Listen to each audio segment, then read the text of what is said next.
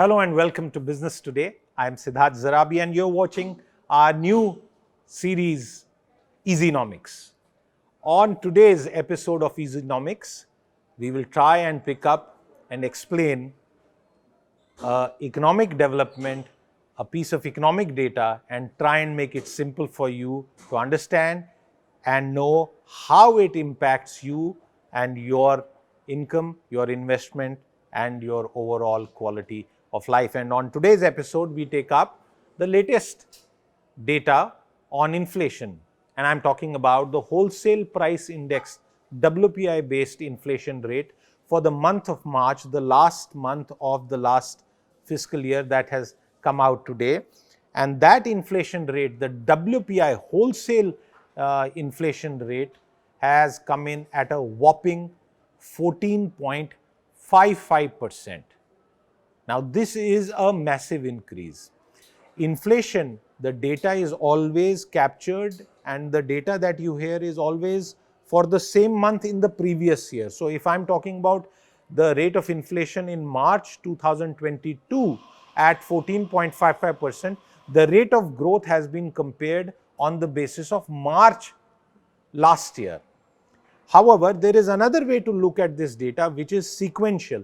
Sequential means month after month, what is also called month on month. Now, if you look at it on a month on month basis, the WPI for the month of February was at 13.11%. Now, you can imagine the increase that has happened, a sharp increase that has happened within just 1 month. What does that tell you?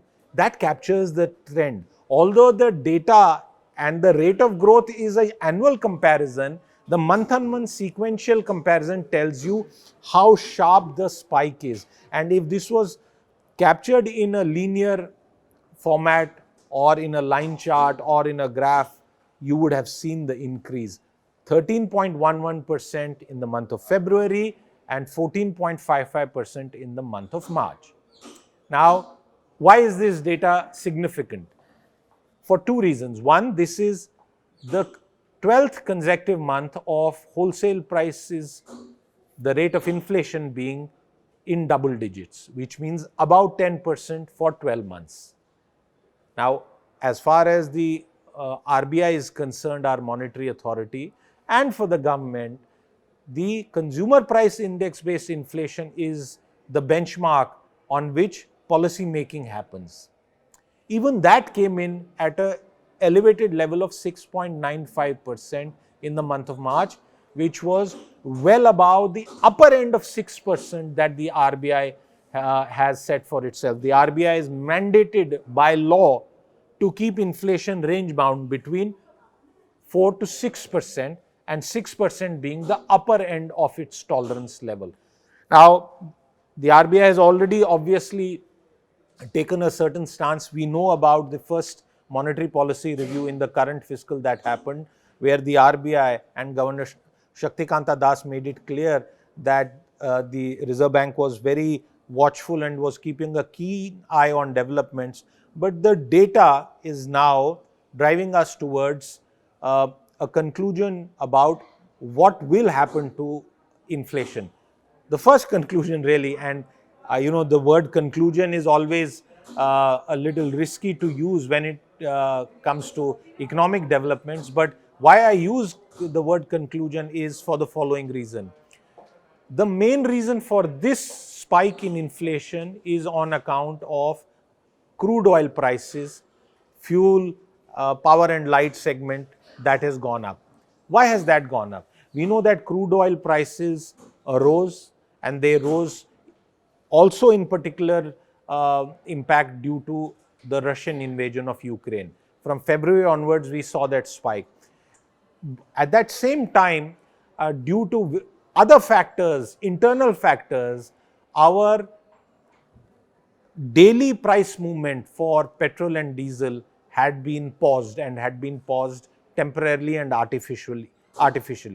From the 22nd of March, that pause was lifted and petrol and diesel prices started to rise around 80 paisa every day. And then on 6th April, they stopped rising again.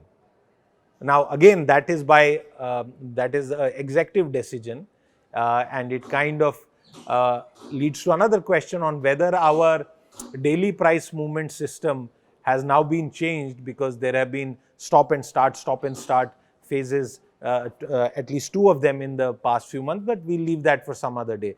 So as a consequence, if 14.55%, a significant contribution has come from the fuel segment, that is just half of the rise. There is a week or so of the increase in April, which will be captured in this month's data, and that is going to come through in May.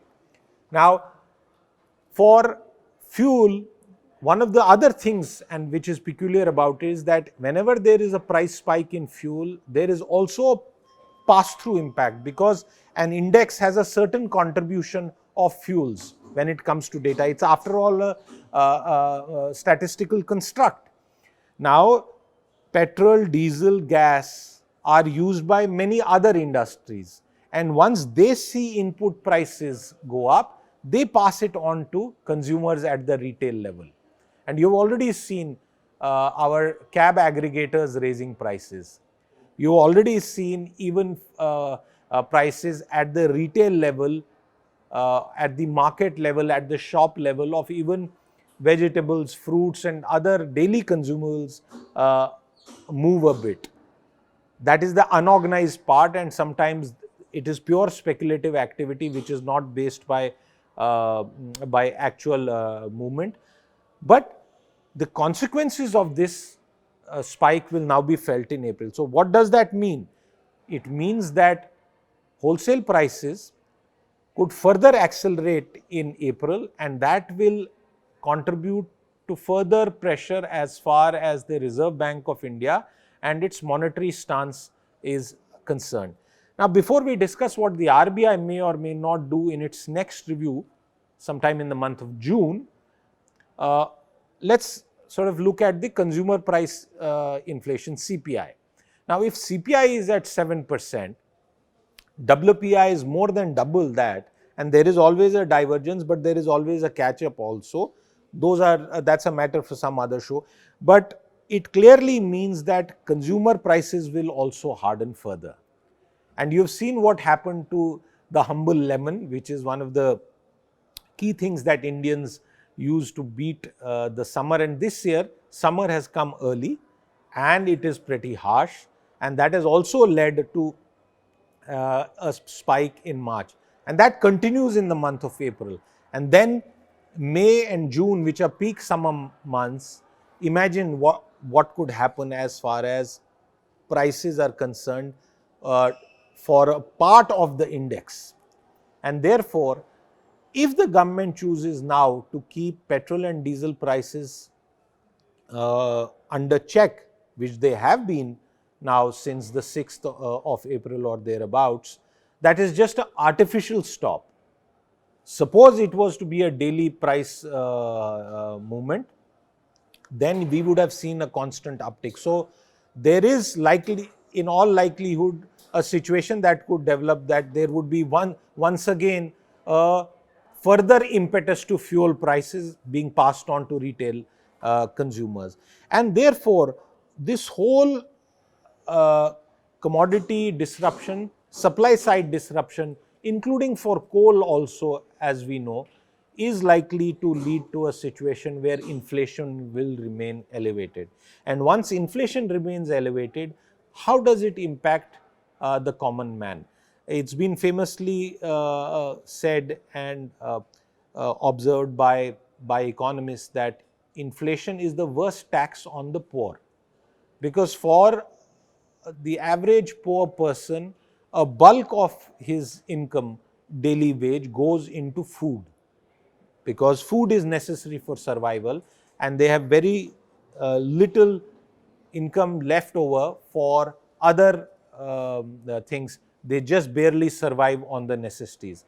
Now, for the middle class also, which may be a tax-paying class and a saving class, inflation also impacts their pocket in terms of their wage growth not keeping the same rate of growth as inflation does, but also eating into their savings.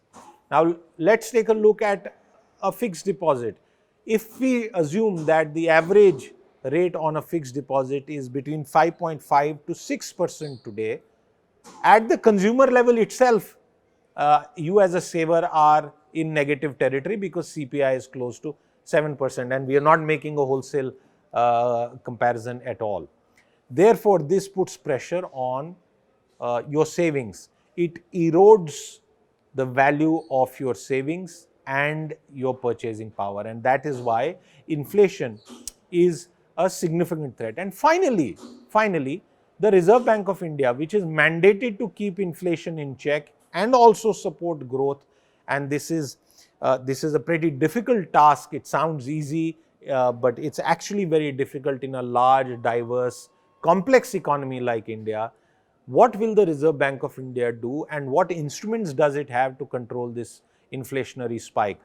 This current inflationary spike is primarily due to supply side disruption, which means commodity prices fluctuating due to unforeseen volatility. No one had foreseen really the Russia-Ukraine war and the resulting impact on crude oil prices, and also other events that may take place. Let's say a bout of unseasonal rainfall which impacts a particular crop and there is a shortage. These are called supply side disruptions. Beyond supply side disruptions, the ability of a monetary instrument like an interest rate to curb inflation in an economy like India is something that economists have been debating. So we'll have to wait and watch for what the RBI does. But for now, it's very clear. All signals on the inflation dashboard are red and are flashing constantly. It now depends on the pilot of India's economy, or rather the pilots of the Indian economy, which includes the fiscal and administrative authority, which is the government of India, and the state governments, as well as the monetary authority, which is the Reserve Bank of India, as to what steps and measures they take in the coming weeks and months to ensure that inflation doesn't go out of hand. Well, that's it from me on this episode of Easynomics. We'll keep coming back with more, and we would love to read your comments and try and answer them. So please do share your comments. Do like, subscribe to Business Today. I'll see you again. Till then, goodbye. If you like the video, do like, comment, share and subscribe.